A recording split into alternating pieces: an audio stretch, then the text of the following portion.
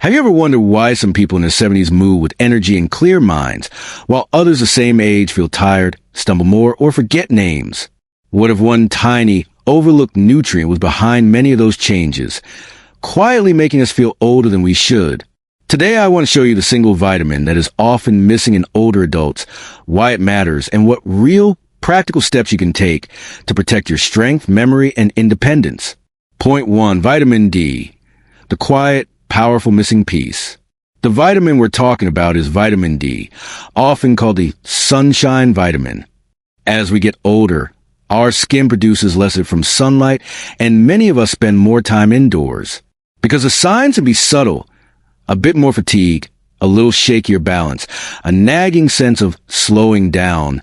Deficiency often goes unnoticed until it causes real problems. The body stores vitamin D differently than other vitamins, and doctors use a blood test called 25-hydroxyvitamin D to see if you have enough. Point 2. How vitamin D keeps bones strong, and why that matters after 65. One of vitamin D's best-known jobs is helping your body absorb calcium. Without enough vitamin D, bones can become thin, fragile, and more likely to break, and fractures in older adults are one of the biggest events that can change a life. Imagine John, 68, who slipped off a curb and broke his hip. That single fall led to months of limited mobility. Had his vitamin D been adequate for years beforehand, his bones may have been stronger and the outcome very different. This link between vitamin D, calcium, and bone health is well established. Point 3. Muscles balance and independence.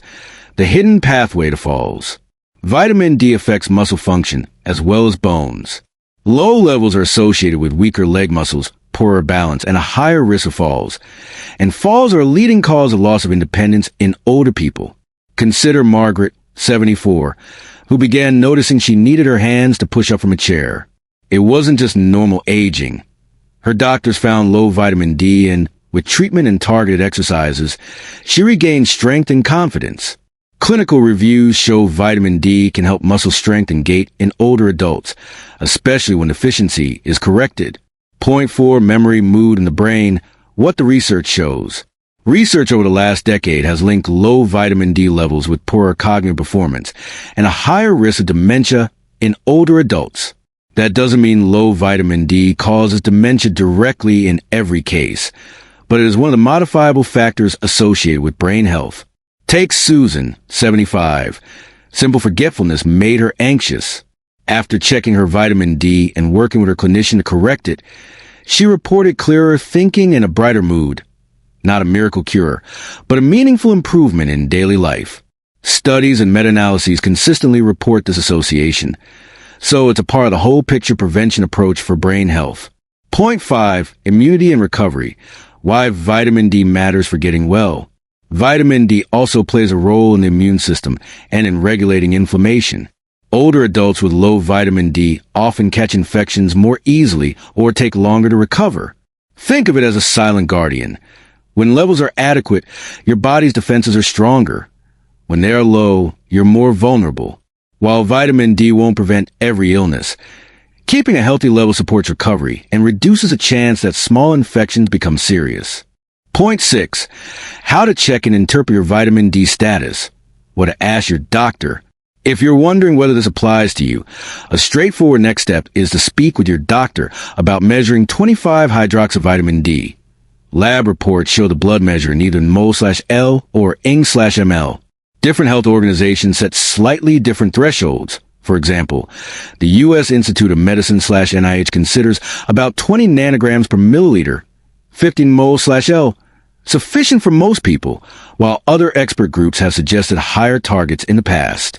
Recent guidelines are evolving, and some societies now recommend routine supplements rather than broad screening for everyone. What matters most is personalized care. Ask your clinician what target is right for you, given your health, medications, and sun exposure. Point 7. Safe, practical steps you can start today. There are 3 simple, safe approaches that most people can consider: sunlight, food, and supplements, always with clinical guidance. Gentle sun exposure. Short, regular time outside in the morning or late afternoon, when appropriate for your skin and climate, helps the body make vitamin D. Even 10 to 20 minutes several times a week can be helpful, though this depends on skin tone, season, and where you live.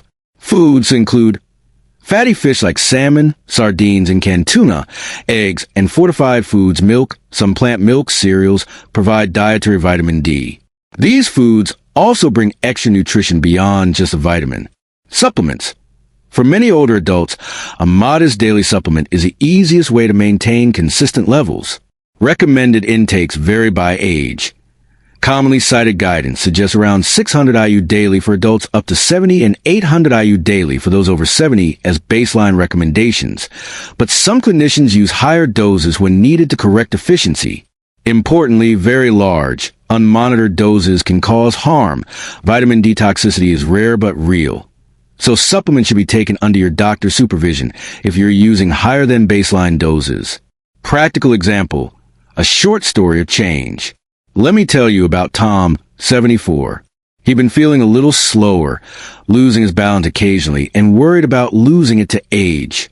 His doctor ran a simple blood test, found his vitamin D was low, and recommended a short course of supplements plus a few brisk walks in the morning and a weekly salmon dinner.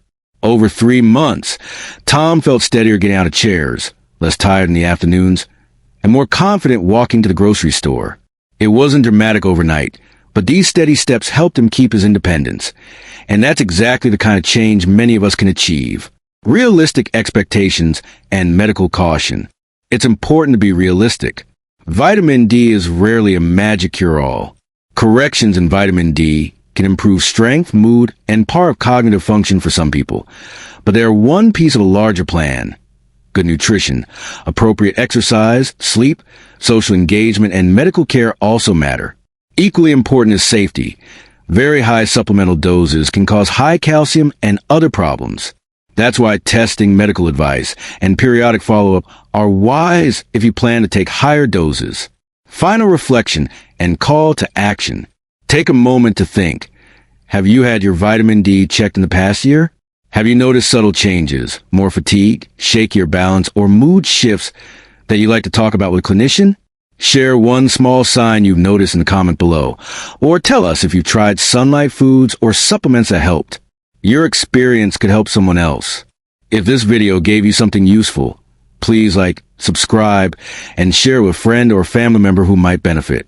We'll continue bringing clear, practical guidance to help you live stronger and with more joy as you age. Thank you for watching. And remember, small changes today can protect your independence tomorrow. References and further reading for your clinician conversation.